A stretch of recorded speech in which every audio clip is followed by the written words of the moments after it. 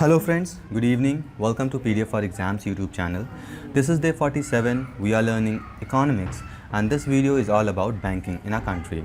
So before starting this video, we have to know some history about banking. Did it started before our country got independence or banking system started after India's independence? So we should know everything about it. So starting with little history, as we know India was ruled by several countries like British, Dutch, French, and before them even Mughals ruled over India. So it is a huge history. We're not going into history, but as we know, the latest ruler who ruled over India were the British. And when they entered India, they started forming presidencies while ruling. Although they entered India as a trading company, but later on they started ruling over country. So initially they formed three presidencies, or you can say the three major headquarters all over the country. The first one was Bengal, next was Bombay, and the other was Madras. So these were the presidencies which were formed by British India, or you can say the Britishers, for ruling our country. And in these three major presidencies only, all the bankings were initiated. So the very first presidency was in Bengal, or you can say the first bank which was formed in this presidency was in 1806. This was the bank in Bengal, or you can say Kolkata of the present time. Next was Bombay in 1840. The next bank was formed, and later on in 1842 the third bank was formed at Madras by this Britishers who were ruling over the India. Okay, and later on in 1921, not later on actually, after these three major banks were formed, later in 1921 all these three imperial banks, they were merged and formed Imperial Bank. Okay, a new bank called as Imperial Bank was formed after merging all these three presidential banks. And in 1955 you can say SBI, a nationalized bank, was formed, and in which the maximum share were given or shared by RBI. RBI, what is RBI? The Reserve Bank of India, which was formed in 1935. That too was formed before independence of our country, but at that time RBI did not had that much power as it has at this point of time. Okay, and in 1707 several banks were formed like Bank of Hindustan, Allahabad Bank, later on PNB, and in 1935 we have got our RBI, which is now at current position Apex Bank of a country. Apex Bank, or you can say the major bank of a country. Okay, now if you try to see the classification of banking system, how it is classified. So generally, as we know, RBI is the central bank of a country, or the apex banking institution of a country. RBI, it is divided into two parts. One is scheduled bank and other is obviously non-scheduled bank. Now what do we understand by scheduled and non-scheduled bank? So it's very simple. What are schedules? Schedules are generally the places where some acts or articles are mentioned. Like in our constitution we had several schedules. So according to this scheduled bank of RBI, the names of which banks are written or mentioned under the schedule of RBI Act, they would be called as scheduled bank, and with the banks which are not mentioned under RBI, that would be called as non-scheduled bank. Fine. Now these scheduled bank are subclassified into two categories. The first is commercial bank and next is cooperative bank. So by the name itself it might be clear that commercial bank, its motto or its motive is to earn profit as much as possible, whereas in case of cooperation bank, it's no profit no loss organization. That means it is meant for serving people by government. Now this commercial bank, this is again subclassified. Let me draw the clear diagram so that you can read it out. Over here it was not drawn, just a minute. RBI is classified into schedule, and over here it is classified into non-schedule, the other kind. And the schedule bank is again subdivided into commercial and cooperative bank. Okay, just a minute. Now this commercial bank, again it is subclassified into several segments like public sector banks, private sector bank, RRB, and foreign bank. Okay, and this cooperative bank, this is classified into urban cooperative. Urban means these banks in cities, and next is state bank. Okay, or you can say the banks at state level.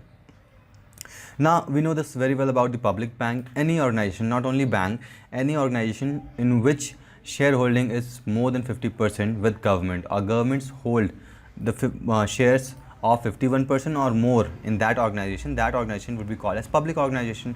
So it is same in case of bank also. if any bank's shareholding 51% or more shareholding is with government, that bank would be called as public bank.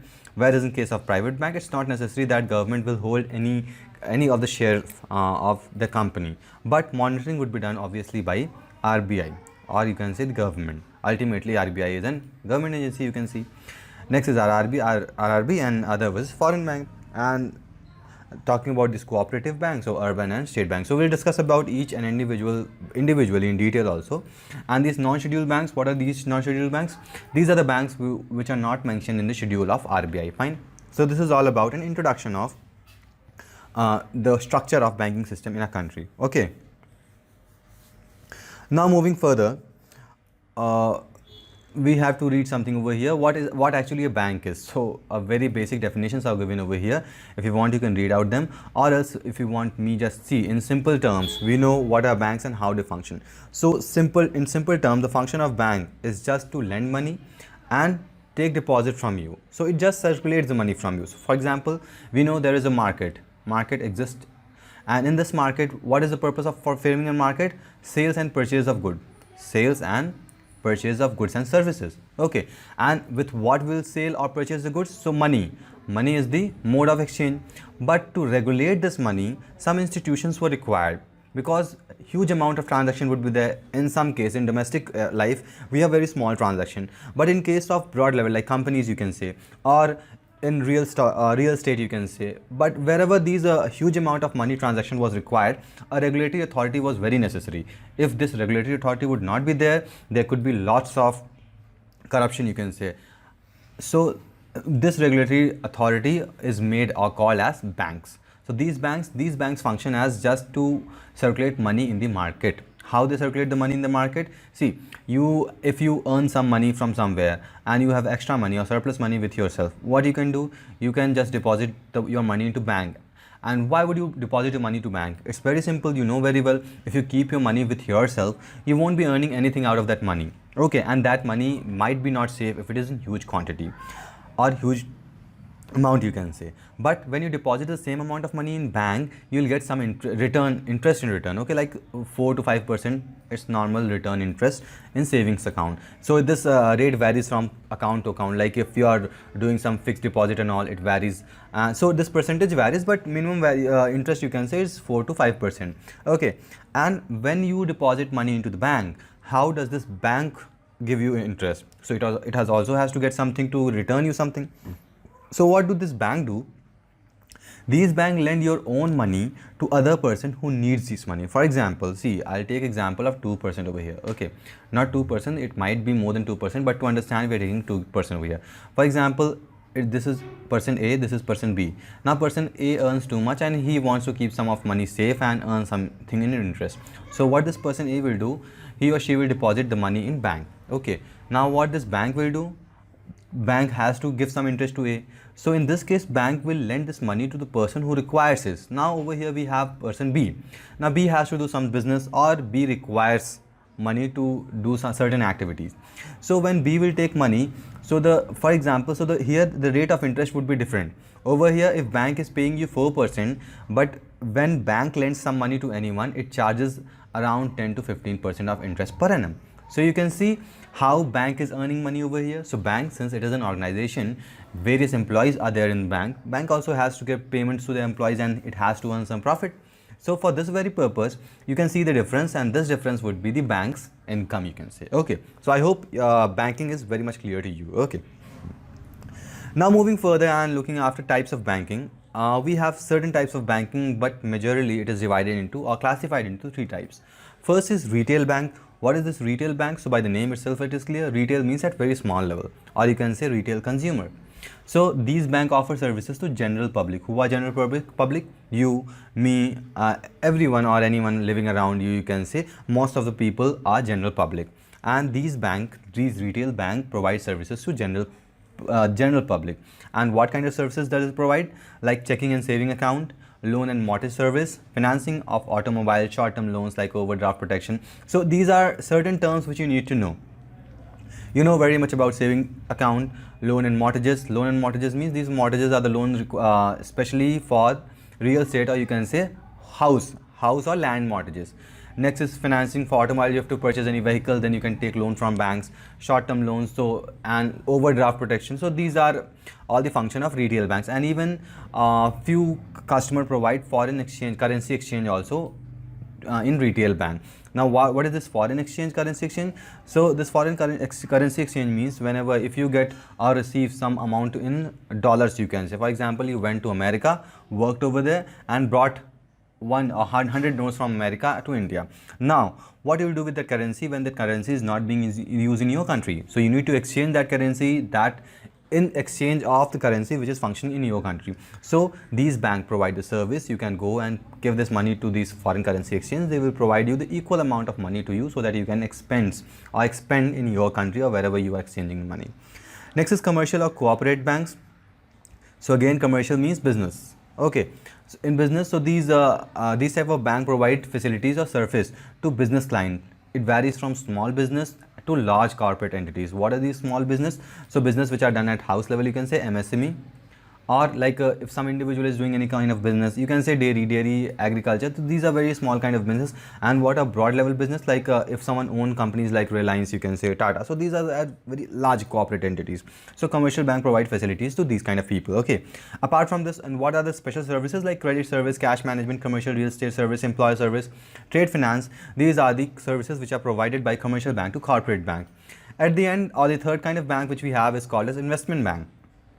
So there are special kind of you can say customer to this investment bank. They are like government. Government is the main customer of investment banks because they provide like government and along with that large cooperation. Why? Because like pension funds, government and hedge funds. So huge funds are managed by these investment banks. Okay. So these are the classification of banks. Moving further, Reserve Bank of India. So as we know, Reserve Bank of India, it is the apex or the central bank of a country. It was established on April 1, 1935 under Reserve Bank of India Act. Okay, and it was actually established by Britishers. Now, what is the function of this Reserve Bank? So Reserve Bank has got several functions like monetary policy. So it has to maintain this monetary policy, and it also provide loans to government. Okay, when government requires some amount of money for its certain, you can say, schemes and all, then it takes money from RBI only. Next, it provides or it function as looking after the banks which works under this Reserve Bank of India. Like I've talked about scheduled banks. So these scheduled banks work under Reserve Bank of India. So RBI take care, so you can say it controls the banks. It provides license to those banks. It can cancel the license in case required. Apart from that, monetary policy is already, it has been discussed that it controls the monetary policy also. What is this monetary policy? Monetary policy are the policy which are framed for distribution and collection of money in the market, or you can say, or it makes cycle actually. For example, here from here the money is being initiated, it moves to customer spends the money, it moves to some like shopkeepers and all, it moves to wholesaler or industry, and finally it goes to government. So it keeps on rotating in some by some fraction. Okay, so this is called monetary policy. So and monetary policy, it is also responsible for controlling inflation, and also RBI has got huge responsibility. Apart from this, for example, there are certain banks which has to take some loan from the RBI to function properly.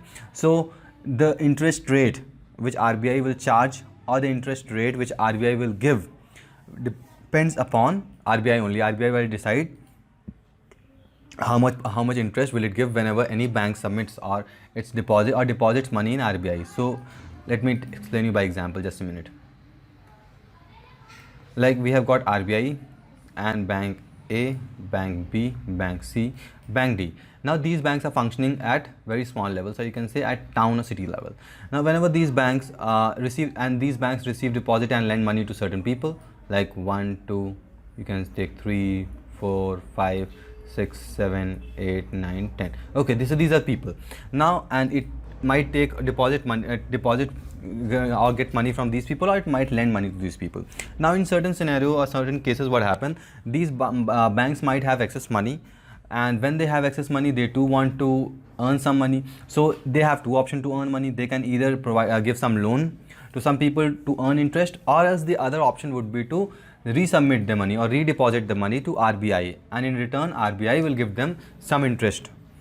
And when these banks require, for example, these bank A or bank B or C or D, if this bank lacks some funds some funds and they require funds in urgent need. So in that case also these banks, they can ask from loan from RBI. Now RBI will again decide at what interest will it provide loans to these banks. So there are certain terms which you need to know, which we'll talk about them in monetary policy, about like cash reserve ratio, what would be the repo rate, reverse repo rate. So we will discuss about these in later on video, so that in that over there you will understand how actually money flows from one place to another place. So this is the function of RBI. And okay, so that's all. And yes, and it issues the national currency. We have national currency, it is rupees. So RBI issues all the national currency whichever functions in our country. Okay, next is commercial bank. So about commercial banks I've already talked to you. So it is a bank which provide services to small business owner to huge business owner, and sometimes some individual also may take benefit of or may take service from this corporate bank. So services would be almost common, like checking account service, make various loan, offer basic financial products like certificate of deposit and saving accounts in individual small business. Okay, so it may be provided to some individual or small business also. Next is commercial bank. So it makes, how does it make money? So as I talked about how banks make money, so over here the case would be same. It makes money by providing loans and earning interest and income from these loans. Next is non-banking financial companies. So what are these non-banking financial company? So there is one single difference, or you can say there are few differences which you need to know between these non-banking financial companies and banking financial companies. So by the name here it is clear, non-banking financial companies. That means these companies or these organizations are financial, but they do not have any banking rights with them. So that's why they are called as non-banking finance company. So what is the speciality about this non-banking finance company? So they do not, so let's just see the difference, you'll understand better what actually it is. So these NBFC, they cannot accept any demand deposit. Okay, like whenever you want to deposit some of your money in saving account or in your current account, you can go to any bank and deposit your money. But in case of these NBFC, you can't deposit any of your money to NBFC, but they have special provision like some kind of investment. So if this NBFC are investment banks in nature, over there you can deposit, but not as your saving or current account. It will be a different kind of account, and it cannot, NBFC, it cannot issue check drawn to itself. That meant, in simple terms, it means that they cannot issue a checkbook. Okay, while in case of banking system, what you do, whenever it issues you a checkbook, and when you fill that check, and you can withdraw money with the help of that check, or you can make any kind of payment with the help of that check. But in case of NBFCs, you cannot use these checks because they won't give you any check. Okay. Apart from this, insurance facility or deposit insurance and credit guarantee corporation is not available depositor of NBFC as in case of banks. Okay, so this is a major system or difference between banks and non-banking finance companies. Now there are certain categories like asset finance company, investment company, loan company, infrastructure finance company, systematically important core. So by the name itself, if you see them or read them individually, you will understand what special function are related to these. Like asset finance company, so you know what are the assets and liabilities. Assets are the things which you make, or else in future whenever you sell them, they can give you some liquid, or you can liquid in the sense they can give you some cash. Okay, in exchange of that asset you can get some cash. But in case of liability, what happens? Liability, you have to pay certain cash or money in return of some services or goods. So these companies which are responsible for financing for assets, for example, if I am running a company or I am making video for you and I want to buy a laptop, so I can go to this asset finance company to purchase a laptop. They can finance me for getting this laptop. Okay, next is investment company. So investment company would be responsible for investing in several small companies for their business operations. Loan company will be specially made for loan purposes. Infrastructure finance company, so like infrastructure over here, what will happen? These companies will be specially offering finance for the companies or the people who are interested in building infrastructure like road, railway, you can say, or buildings. Next is systematically important core investment company. So in this case, what will happen? Core investment company means this company will be only interested, or it will only provide its services in investment sector. Apart from this, it won't be available for any other kind of functions in banking segment or non-banking segment. Okay, infrastructure debt fund, non-banking financial company. So in this case, what happens? So it is specially for non-deposit accept. So any kind of non-banking finance company would be non-deposit accepting. Okay, and these financial institution deals with infusion of long-term finance in infrastructure segment. Next is this is non-banking finance company, non-banking financial company. So these are both are same. Okay, mortgage guarantee company, NBFC, non-operative financial holding company. So these are individual non-banking finance company, but as we know there is certain difference, you need to know about those difference, and these are some special kind of NBFC, that's all. Next is NABARD, NABARD you can say. So it is its stake, or you can say its shareholding is majorly held by Reserve Bank of India. Okay, and so if we look for the full form of this NABARD, it means National Bank for Agriculture and Rural Development. So any development which is done at rural level or in agriculture, and if it requires some kind of financial help, it would be given by NABARD. Okay, so this is simple and very lucid explanation about this bank. We don't need to know much about this bank. So it is a cooperative bank. What do we understand by cooperative bank? Banks which are functioning as service provider, you can say. It's non-profit oriented, no profit, no loss making banks. So this is a kind of non-cooperative banks, and it is owned by government, you can say. As why it is owned by government? Because a major of the stock which is owned by RBI.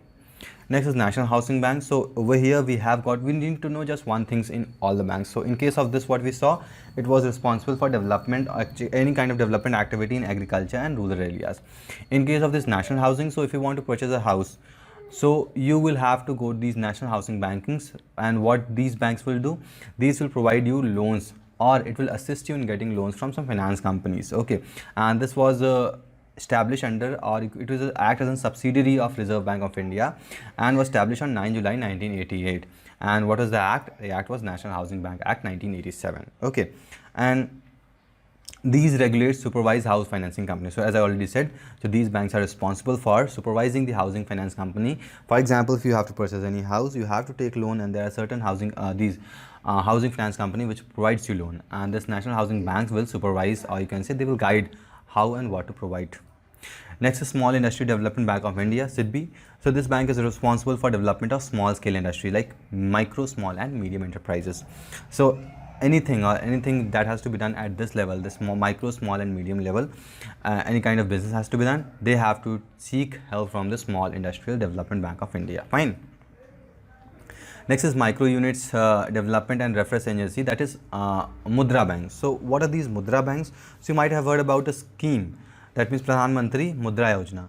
So these schemes, or this scheme was launched specially for very poor persons, like someone is rickshaw puller, or someone is a very poor farmer, landless farmer, you can say. So these category of people, when they require some kind of loan, they can apply in Mudra banks and get loan for running their household, or you can say, or running their work, so that they can run their household. Okay, so this is in simple words what about this Mudra bank. Next is IFCI, that is Industrial Finance Corporation of India. So Industrial Finance Corporation of India is a non-banking finance company. Non-banking finance company, we have already seen that it can't deposit any money from the person who are using this finance company. So in this case, what happened, these banks are responsible for making or providing loan to the people who are interested or who are active in very huge industries like airport, road, telecom, power, real estate, manufacturing. So huge industrial kind of helps are given in as per this IFCI. So this IFCI, it was established in 1948 as a statutory corporation, and it is currently a company. It is listed in BSE and NSE. What is this BSE and NSE? Bombay Stock Exchange, and this is National Stock Exchange. So Bombay Stock Exchange, over here what happens, many companies are listed. It has got certain criteria. Any company which fulfills those criteria can be listed or in this BSA, and if some company once listed over here, they can sell their shares to public. It will be open for public can purchase the share. Okay, next is Export and Import Bank of India. So as we know, there are certain foreign trade which are done in any country. So if in our country some company are interested in doing export or import, or you can say foreign trade, so they will take help of these Export and Import Bank of India. It was established under 1982 under Export Import Bank of India Act 1981. Okay, so as I said, it is catalyst and also a key player which promotes cross-border trade and investment. Next is Cooperative Bank. So we have already talked about cooperative banks. We're not going in detail about it. We'll just see how and when it was established. So it is governed by Banking Regulation Act 1949 and Banking Law Cooperative Societies Act 1965. Okay, so this is important over here for your one-day examination. It might not be asking you UPSC examination. Now, This has now these cooperative banks, these are very integral part of success of Indian financial inclusion in India. Why? Because these cooperative bank has got huge reach. How huge? We'll see how much extended these cooperative banks are. So in India, cooperative structure are one of the largest network with more than 200 millions members and 67% penetration in village and 46% of the rural credit. So you can see how extended it is. That means this cooperative bank extends throughout the country. That's why it is very successful, and there has been certain problems related to these cooperative banks also. So you can see those things in detail. Next is structure of these cooperative banks. So these cooperative banks are divided into urban cooperative bank and rural cooperative bank. If we talk about the urban cooperative bank, they are subclassified into scheduled and non-scheduled bank. We already know about the scheduled and non-scheduled banks. Scheduled banks would be the banks which would be mentioned under schedule of these non-cooperative bank, whereas non-scheduled banks would be not mentioned under their schedule. Okay, and again it is divided into multi-state and single state. What do we mean by multi-state and single state?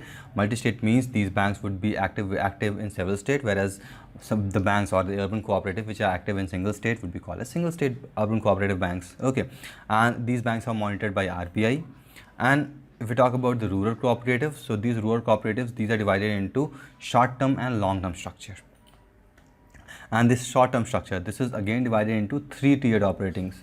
So these short term and long term, this operate at 3 tier. What are these 3 tiers? State cooperative banks, they operate at apex level in state. District, they operate at district level, and primary agriculture, they operate at village level. So we understand, we know very well this. We have state, then we have district, then we have village. Okay, so at every level banks are there. The short term banks are there, short term rural cooperative banks are there, and they work in these levels. Okay, and these long term banks are divided into state cooperative agriculture and rural development banks and primary cooperative agriculture rural development banks. Okay, so state level and district and block level. So it's almost similar. Over here we don't have any village level, we have block level directly. Okay, next is public sector bank recapitalization. So recapitalization simply means whenever there is requirement of infusion of money in any bank. So as I said, how bank functions. So in simple case, we have seen that there are certain banks. We had a central bank RBI. There were certain banks A, B, C, and these banks function as lending and getting deposit from the users, or you can say the public of our country or citizen of our country. So in certain cases, what happened when there is a lack of recovery of these loans which you've provided. So there are some bad loans which are being given to certain people, and these banks are not able to recover. So at that time, what happens? These banks might be in loss.